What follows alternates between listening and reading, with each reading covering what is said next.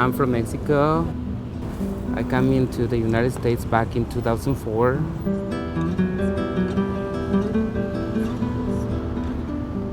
What I like about this country is the diversity of the cultures. It's a lot of people from all over the globe. One of the bigger things made me move here. I want to tell the world I am a trans woman and I want to be free. Back in Mexico, I used to hide myself because we are stigmatized.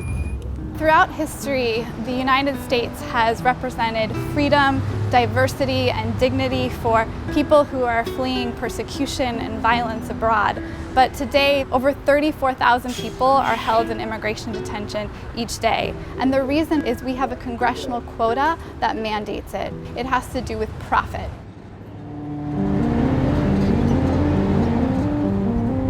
Every day, people are disappearing from our communities. They're being picked up by U.S. Immigration and Customs Enforcement, whether it's in their home or on the street, and they're being put into a black hole. I spent 3 years inside of detention. I say they call them detention, they are jails. They have a specific rule, they call them zero tolerance. People have not even the right to give a hug. As soon as we give a hug, we get solitary confinement, and we're talking about 15 days. Because it's a civil form of confinement, people don't even have the safeguards of the criminal justice system. So they have no right to a court-appointed attorney, a free phone call, to be visited by family. This creates an environment where civil and human rights abuses are rampant. When people get released from detention, we are not allowed to get a job.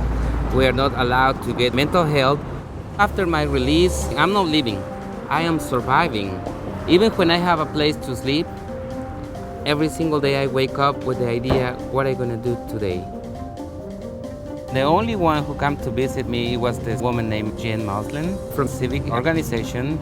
It was Civic who really was in court to fight for our rights. Civic is the National Immigration Detention Visitation Network, and we're working to end U.S. immigration detention. First, through the visits, we're able to monitor conditions and provide the stories and statistics around that monitoring to Congress and to state legislatures to push for policy change. And second, we're also piloting and building alternatives to immigration detention that are more humane and less costly. These alternatives function very similarly to the federal refugee resettlement program. So instead of having people imprisoned, we actually welcome them into our communities. No human being should be put into prison for walking across a border.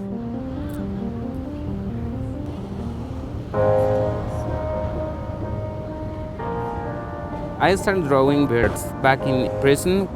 They have the right to stand on the tree or they have the right to fly away. It means freedom. Freedom is important. It's a great privilege.